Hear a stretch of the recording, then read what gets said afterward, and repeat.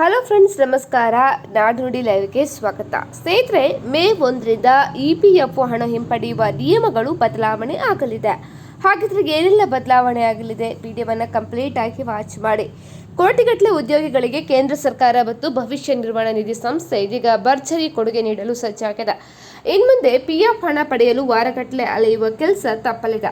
ಬರುವ ಮೇ 1, 2026ರಿಂದ ನೀವು UPI ಮೂಲಕವೇ ನಿಮ್ಮ PF ಹಣವನ್ನು ಸುಲಭವಾಗಿ ಡ್ರಾ ಮಾಡಬಹುದು.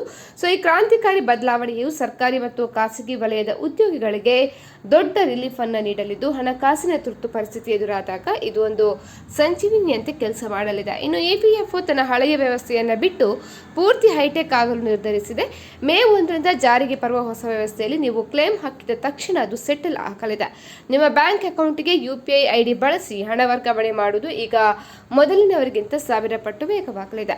ಈಗಿನ ಸಿಸ್ಟಂನಲ್ಲಿ PF ಹಣ ನಿಮ್ಮ ಕೈ ಸೇರಲು ಕನಿಷ್ಠ 7ರಿಂದ 15 ದಿನಗಳ ಕಾಲ ಸಮಯ ಬೇಕು. ಆದರೆ UPI ಬಂದ ಮೇಲೆ ಈ ಪ್ರಕ್ರಿಯೆ ಕೇವಲ ಕೆಲವು ಗಂಟೆಗಳಲ್ಲಿ ಮುಗಿಯುತ್ತೆ. ಇನ್ನು ಎಮರ್ಜೆನ್ಸಿ ಟೈಮ್ನಲ್ಲಿ ಕಾರ್ಮಿಕರಿಗೆ ತಕ್ಷಣ ಹಣ ಸಿಗಲಿ ಎಂಬುದು ಸರ್ಕಾರದ ಮುಖ್ಯ ಉದ್ದೇಶ ಆಗಿದೆ. ಇನ್ನು ಆರಂಭದಲ್ಲಿ UPI ಮೂಲಕ ಹಣ ಡ್ರಾ ಮಾಡಲು ಒಂದು ನಿಗದಿತ ಮಿತಿ ಹೇರಲಾಗ್ತದೆ. ವರದಿಗಳ ಪ್ರಕಾರ ಮೆಡಿಕಲ್ ಎಮರ್ಜೆನ್ಸಿ ಅಥವಾ ಮಕ್ಕಳ ಶಿಕ್ಷಣದಂತಹ ಕೆಲಸಗಳಿಗೆ ನೀವು 50,000ದಿಂದ 1,00,000 ರೂಪಾಯಿವರೆಗೆ ತಕ್ಷಣವೇ UPI ಮೂಲಕ ಪಡಿಬಹುದು. ಸೊ ಈ ಹೊಸ ಸಿಸ್ಟಮ್ ಲಾಭ ಪಡೆಯಬೇಕಾದ್ರೆ ನಿಮ್ಮ UNN ಸಂಖ್ಯೆಯನ್ನು ಕಡ್ಡಾಯವಾಗಿ ನಿಮ್ಮ ಬ್ಯಾಂಕ್ ಅಕೌಂಟ್ ಮತ್ತು ಆಧಾರ್ ಕಾರ್ಡ್ಗೆ ಲಿಂಕ್ ಮಾಡಿರಬೇಕು. ಜೊತೆಗೆ ನಿಮ್ಮ ಮೊಬೈಲ್ ನಂಬರ್ EPF ದಲ್ಲಿ ರಿಜಿಸ್ಟರ್ ಆಗಿರಬೇಕು. ಇದರಿಂದ ನಿಮ್ಮ UPI ID ಕ್ರಿಯೇಟ್ ಮಾಡೋದು ಕೂಡ ಸುಲಭ ಆಗುತ್ತೆ. ಸೊ ಈ ಅದ್ಭುತ ಸೌಲಭ್ಯವು ಬರುವ ಮೇ ತಿಂಗಳಿನಿಂದ ಅಧಿಕೃತವಾಗಿ ಜಾರಿಗೆ ಬರಲಿದೆ. ಇದಕ್ಕಾಗಿ EPF ಶೀಘ್ರದಲ್ಲೇ ಒಂದು ಸ್ಪೆಷಲ್ ಆ್ಯಪ್ ಮತ್ತು ಪೋರ್ಟಲ್ನಲ್ಲಿ ಹೊಸ ಆಪ್ಷನ್ ನೀಡಲಿದೆ.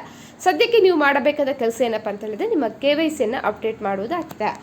ಸ್ನೇಹಿತರೆ, ಈ ಬಗ್ಗೆ ನಿಮ್ಮ ಅನಿಸಿಕೆಯನ್ನು ಕಮೆಂಟ್ ಮಾಡಿ. ಇನ್ನು ನಮ್ಮ ಚಾನಲನ್ನು ಕೂಡ